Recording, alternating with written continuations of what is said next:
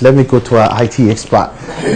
I mean, and data analyst who's been running the AAC website. It's a pleasure having you again.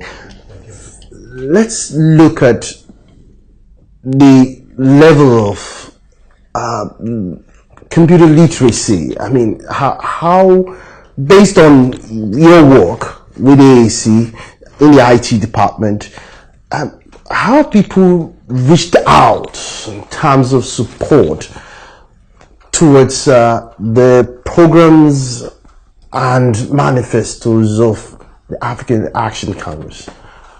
Thank you very much. I'm glad you asked that question because it gives me an opportunity to expand on something I've been rudely awakened to in the last 12 months. Let me give you a little bit of history before I delve into that. Please be brief about that. I'm political. In 2006, I was rudely awakened by two white ladies who came to knock on my door, asking me to vote for Barack Hussein Obama. Before then, I was like, I'm Hillary person. What's this black guy going to do? Two white ladies came and knocked on my door. I told them, I'm voting anyway. They said, no, we're here to ask you to vote for Obama. I got off my couch then and I walked my ass off for Obama. When Dr. Malcolm, thank you again for everything you've done. When the idea of Take It Back began to gestate, I was lukewarm. I've known Showore for a long time, but I was lukewarm. When we first made the appearance when Showore came on and we saw Nigerians step up and rally behind Nigerians, I was really awakened because I've always been told that Nigerians don't do anything for free or out of conviction. That Nigerians would not do politics unless you actually pay them to do politics. I've been conditioned to believe that. I was awakened and I've been a take back since. When we started looking at the technology platform, the things that we could do to transform politics in Nigeria, we reached out to Nigerians. Everything you've seen so far, everything you see, we take it back. We built by hand, and they were built by Nigerians. We did not outsource any part of this infrastructure to any Indian or Chinese or Vietnamese. Almost 3 decades in the IT field. I've been based in Silicon Valley for a very long time. One of the reasons why I am angry, I am an angry Nigerian. I'm angry because I could see for myself the incredible things, the incredible output in the technological field coming out of this God-forsaken Nigeria. Made by these never do well, inconsequential Nigerians. Created in spite of the deprivation. And it boils me, it rises me up. And I'm asking myself, in spite of all of this deprivation, in spite of the lack of infrastructure, in spite of all of the things that these guys face, that our people face, if they can produce this, imagine if we can just give them a little bit of upliftment. Just a tiny bit of encouragement, facilitation. India has nothing on Nigeria. And I'm not telling you this as just as a Nigerian. I'm telling you this on the realistic evaluation and estimation from the heart of Silicon Valley. Everybody knows the capabilities and they acknowledge the abilities of Nigerians in my space over there. I am angry because our ruler or misrulers and maladministrators had opportunities. Most of the people running this country down were educated externally. They lived in other countries. They have been benefiting from the labor of people over there, as much as I have also benefited. They see how things are run, how things are done, what makes a country thrive and successful, what builds a society, and they espouse these lofty ideas of how they could replicate the same thing. But they come back to Nigeria, and it is like as soon as they land at the Murtala airport or wherever they land, something switches in them and they become a different element. That buzz me up. I speak to you, Nigerians in the IT field. This is all I know, this is what I do. Believe in the possible. Right now, you are severely limited. Right now, you are thinking of your options. You're looking at Accra. You are looking at Kigali. You are looking at Nairobi. You are considering taking your business and going out to the UK to take advantage of all the opportunities there. I am begging you, don't do that. You have a choice. We can build this country together. These people have nothing on us. There is nothing wrong with Nigeria that cannot be fixed by Nigerians. Thank you. Thank you very much. Wonderful analysis. Caller, I'm coming to you. I really love to take everybody's comment, at least each comment before we go on a break. Caller, you've been on the campaign train. What do you see in the faces of young Nigerians as you go from door to door, from street to street, from village to village? What do you see? Well, thank you so much once again. Just like DJ just said, he's an angry Nigerian. I am more angry than anybody sitting here today because I've been here, I've moved around, I've seen the pain that people are going through out there.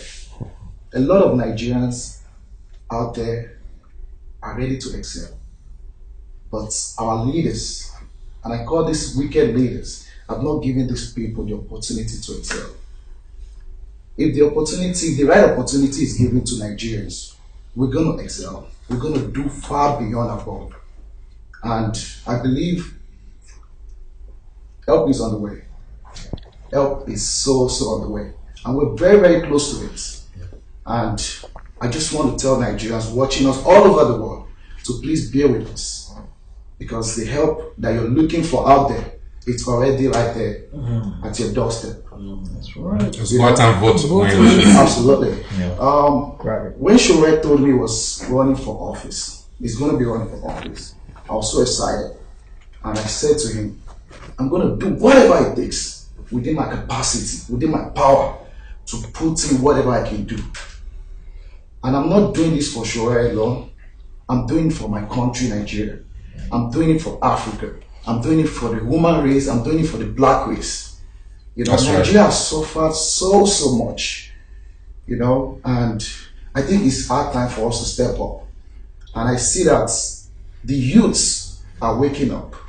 The younger people are waking up. The older people out there, they are waking up. And together we're going to lead this country forward. We're going to move this country forward.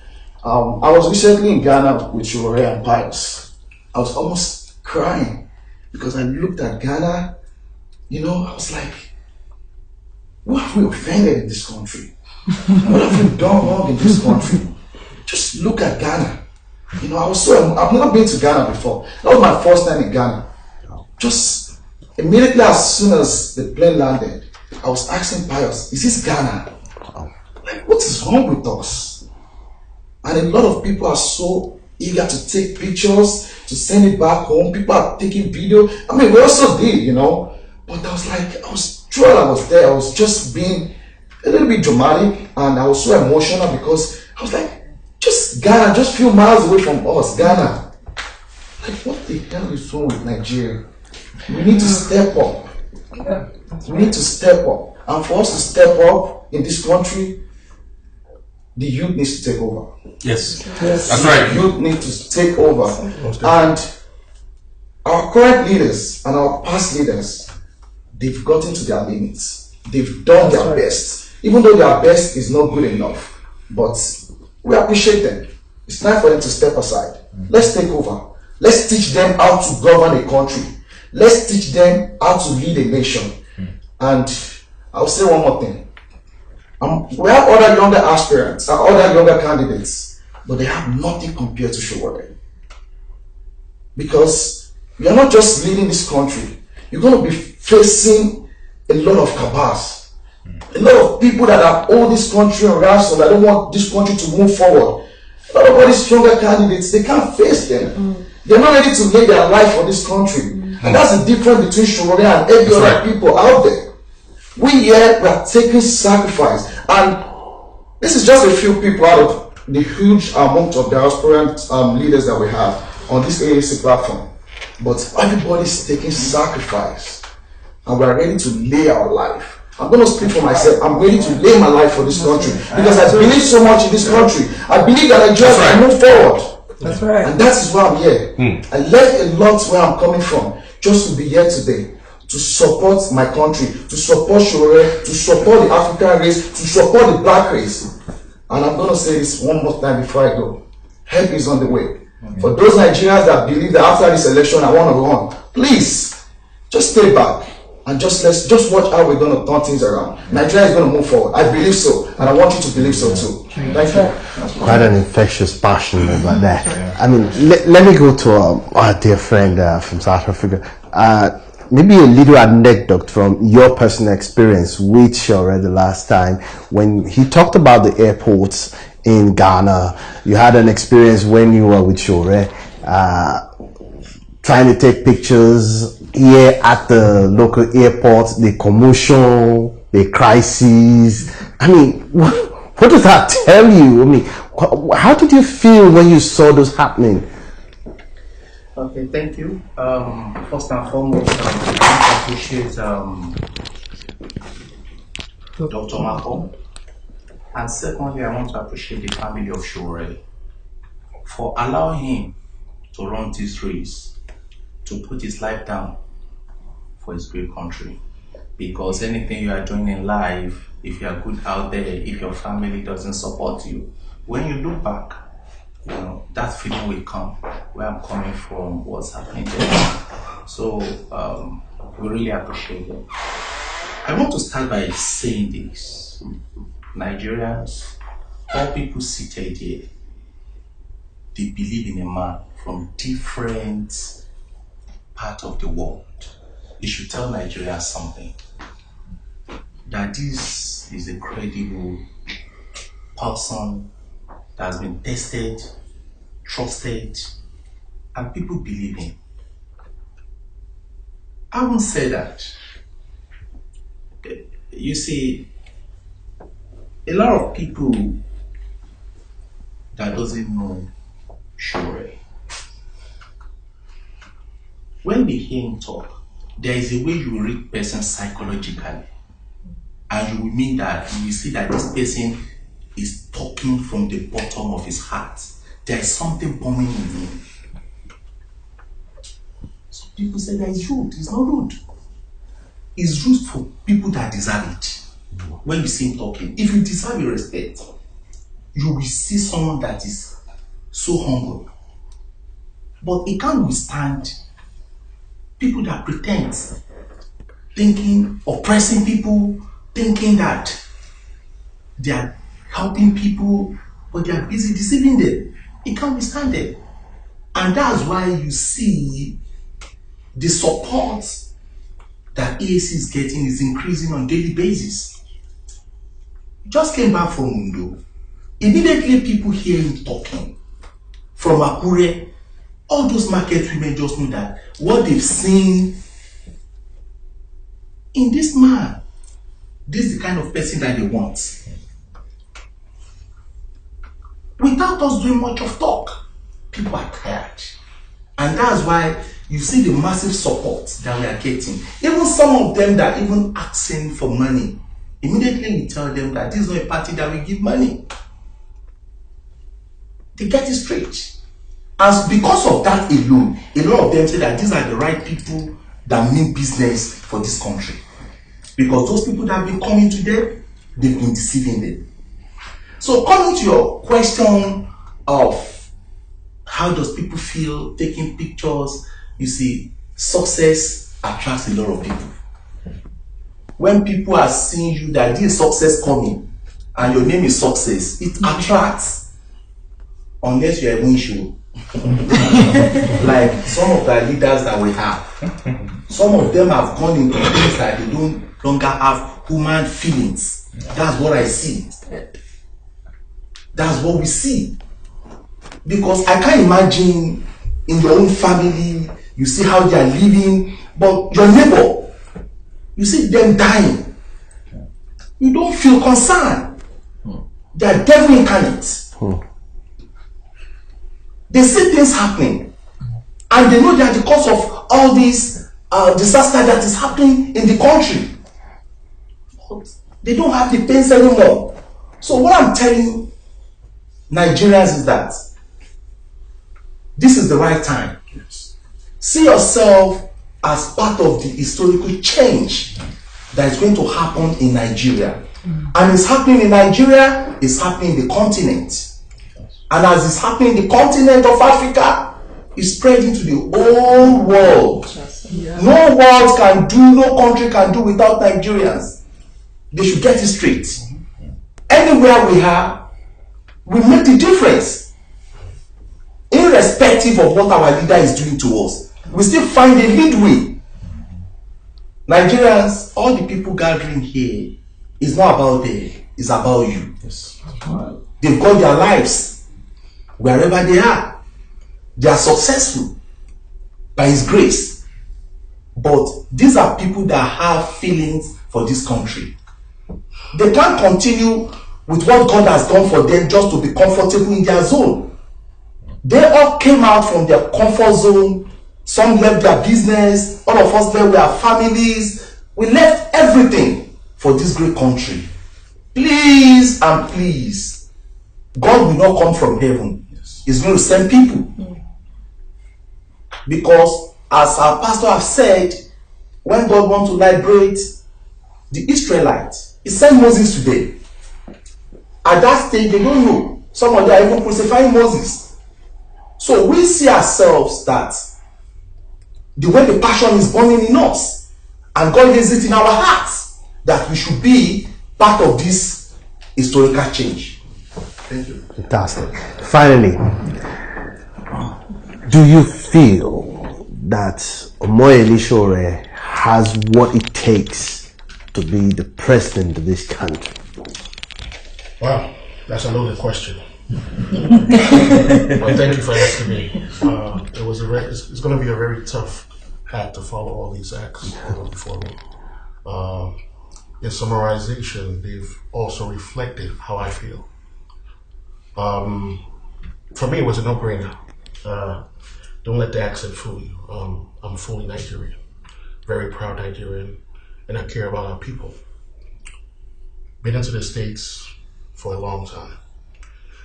Before I met Sowore, I met many Nigerians. A lot of them pissed off at how our country is. Some of us walk away, and some of us are really passionate about what are we going to do about it. Again, let me thank Malcolm for his wisdom. Not to brag, everything I touch is gold. I'm a perfectionist by nature. If I'm a part of this group, this wonderful people here, the people that know me, that know me well, know there's something going on. As they watch me, they was like, wow, so if BJ is a part of this group, they know much about this group. Over time, growing up, I came to this country when I was really young, I think 10 years old. I remember when the lights went out in my father's house, I was like, wow, Daddy, what happened here? He laughed. He was like, oh, maintenance. They're doing maintenance. He didn't want to tell us, this is how it's going to be. So over time, I mean, wow. This happened yesterday. Wow, it's happening again. And good one. Finally, we realized where we were. 15 years I was a spectator of many presidents. You know, we talk about Shehu Shagari, Babangida, Buhari, Abacha, all of them. I mean, I got to experience a couple of them while I was here. And wow, coming from America, it was a shock to understand that, in this part of the world, things are done differently. No codes of conduct, discipline. And these are all the things that you need, that a nation needs to, be a nation. So I'll tell you this, being in America for a while, my line of duty, I'm an engineer by trade. In my line of duty, I work in Washington, D.C., close to the White House. And I'm involved in a lot of projects that, I can't talk about. But I'll tell you this, they discussed, the people here, the talent that we have in Nigeria. I mean, the Nigerian people, whether they studied here or they studied abroad. I mean, sometimes I just sit down and I'm shocked, the people that I meet. And when I finally realize they're brothers and sisters, sometimes it brings tears to my eyes that, wow, look how talented we are. If we take this talent back home, America will be afraid. Yes. Yeah. Also, Russia, the superpowers, China. We have so much talent that even the Americans realize that, wow, Nigerians have a lot to do with our economy. And these are people that we want to keep. And they will do anything to make you keep that blue passport. But it takes people like us that know that these are our roots. I care about my people, and I'll do anything for them. Going back to who Shore is, when I met him, wow, I was blown away at the vision, the audacity to, have this vision to accomplish what we're about to accomplish. And don't get me wrong, Nigeria is very much in play. I believe this is going to happen. This is the right time. This is the most important time to be a Nigerian. It has what it takes. Yeah. So. Great. I would really love to take everybody coming, but we'll be right back after this short break. Then we'll be able to see our final words and what we want from Nigerians as they go to the polls on the 16th of February. We'll be right back.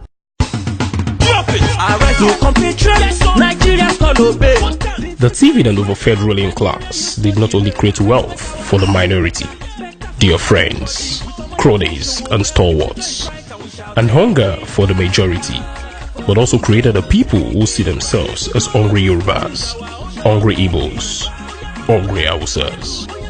The Sims have succeeded in creating hungry pastors and hungry imams. All this in the bid to crush the resistance by the hungry people.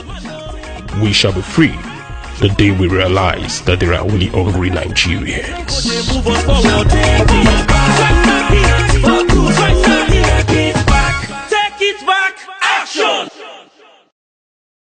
Again, speaking with Nigerians in diaspora who had arrived in Nigeria and had to vote in the February 16, 2019 presidential elections. And we've been having a lot of discussions on their thoughts on what they expect from Nigerians. Finally, friends, if I may ask you, if there is one message you want to pass across to Nigerian voters and the electorate, what will that message be? Let's start with you, Pastor. Fellow Nigerians, it is madness to continue to do the same thing and expect the same result, a different result. We've had the same people for over 2 decades. They just changed their party, they are the same people. It's time for another person. So I can assure you a vote for Shomure will not be a waste. Thank you. Sir. So, fellow Nigerians, this is our revolution. We all knew about the revolution that took place in the Arab Spring. This is our Nigerian Spring. This is a time for us to take our common destiny into our hands. Now is not the time for us to start pointing fingers. We need to know that the change that we envisage for must start with us. And we also need to know that the power in the people is greater than the people in power. Thank you. Adela. Dear Nigerians, I want you all to look at Nigeria as a company. In every company in the world, I think there's a research that says you have to change leaders at least every decade to inject fresh ideas to take a company to the next level. These people have been around. They're the same set of people for 58 years. But you know what? Their time is up. With this, your thumbprint, you can kick them out of power. And I want you all to really do that. Come February 16, thumbprint them out of our destiny. Yes. And let's create a new one for ourselves. That's right. Great. Amen. Daisy. Yes, they say the leadership is a reflection of the follower. So Nigerians are smart people. The reflection of the leadership that we currently have is not the true reflection of the people in Nigeria. So there's a white saying that they say, if the wise refuse to rule, they will suffer the rules of the idiots. Thank you. Great. Ogugwa. Nigerian people.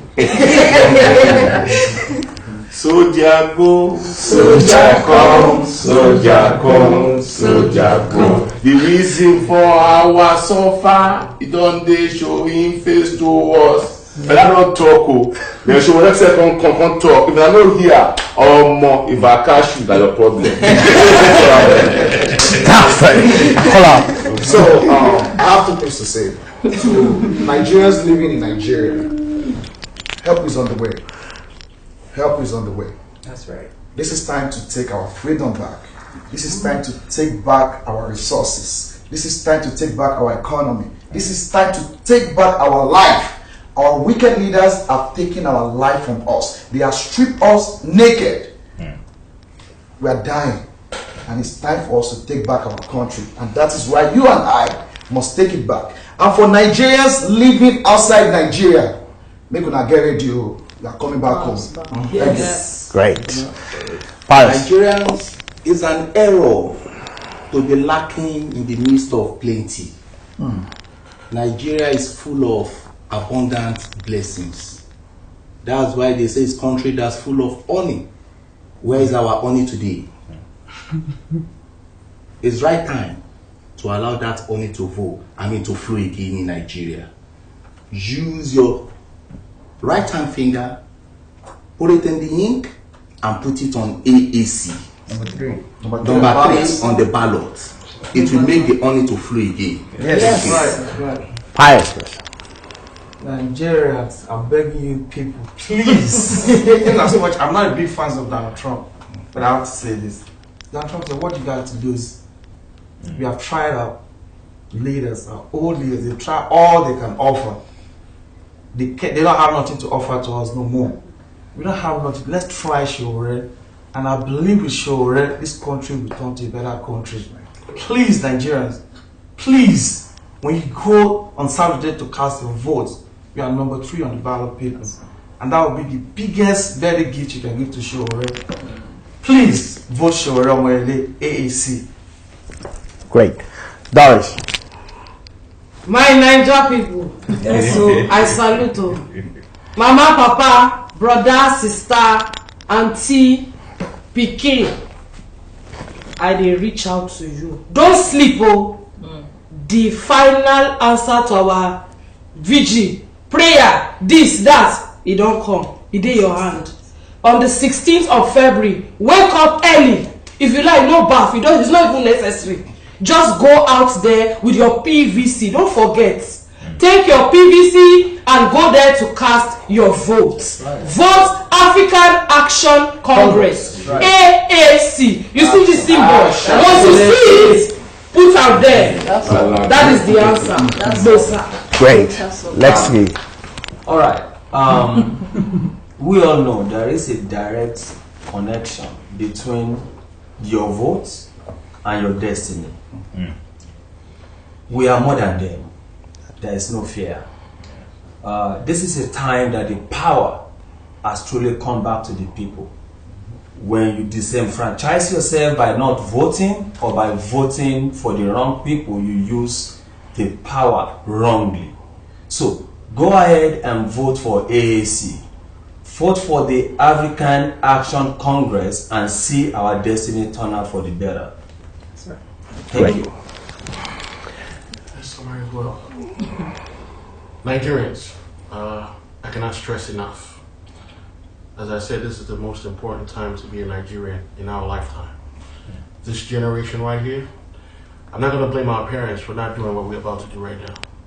But we've taken that opportunity away from them, and we plan to represent and help our people, and we want to set everybody free and have a better life from now on. Great. Vote. Finally. Fellow Nigerians, I am sure if I wake you up from your slumber and ask you to name the problems of Nigeria, one of the things you would say is corruption. Yes, it's real. When you hear our politicians say, if I open my mouth, things will blow, it's true. Most of our misrulers and maladministrators are compromised. This is why they can't offer you anything positive. This is why the change is not happening. We have a lot of people contesting in this election. Some of them very young, some of them old, some of them unaware, and some of them just maybe not there.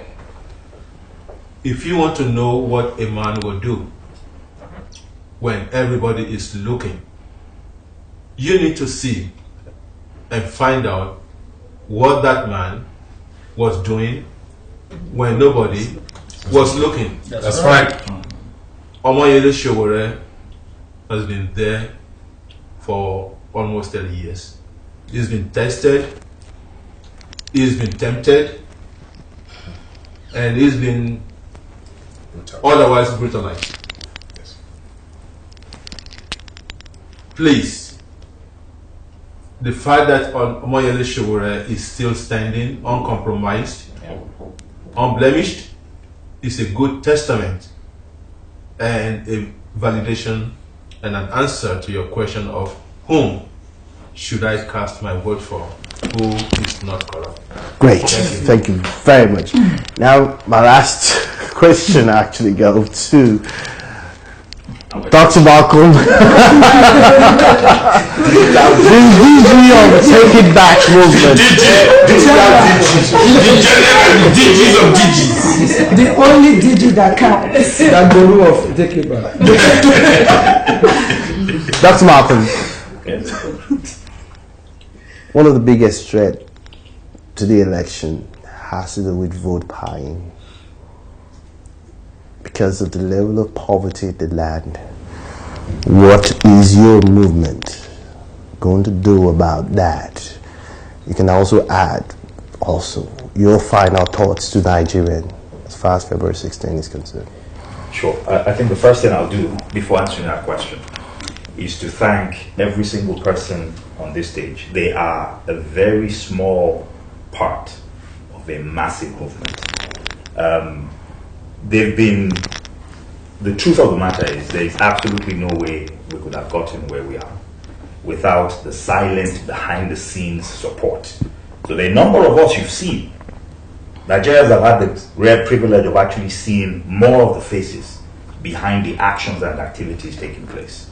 So I just want to thank everybody here for your sacrifice and thank all of those that are in diaspora and as well as all of the supporters on the ground. We don't see ourselves within the movement as diaspora, Nigeria, absolutely not.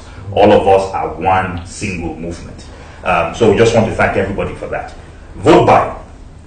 Here are some thoughts. So the first one is, will money exchange hands on Saturday? The answer is absolutely yes, it will.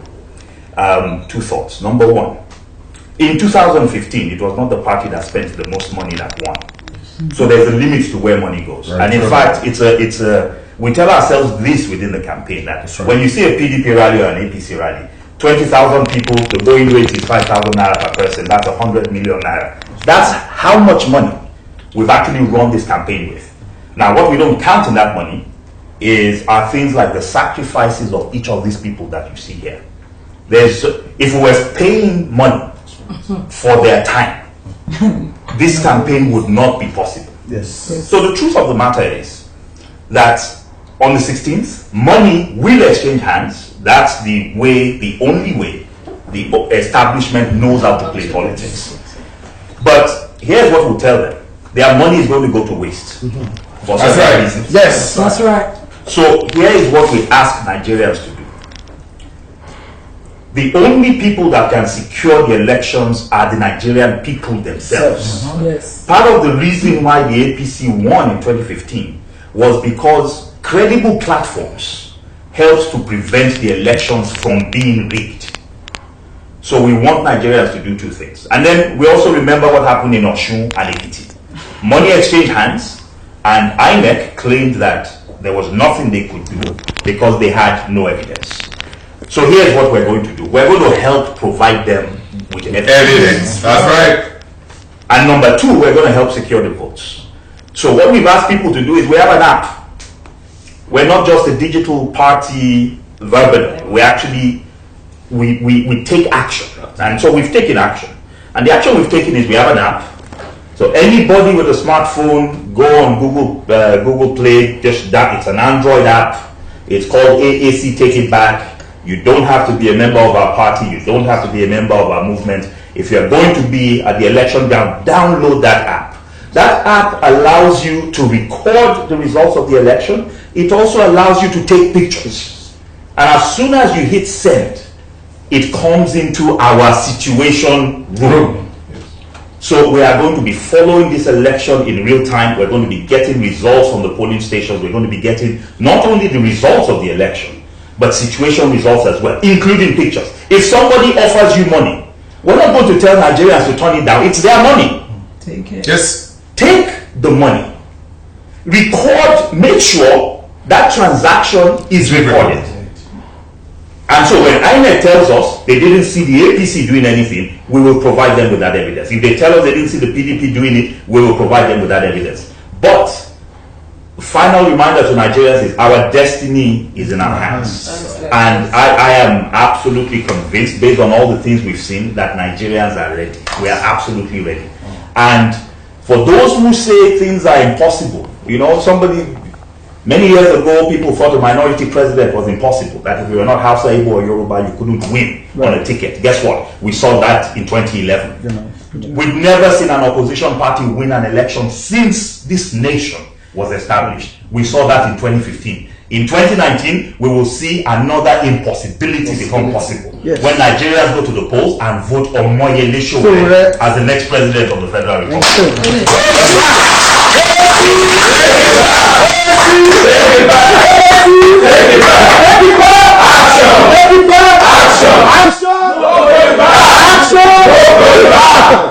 Thank you.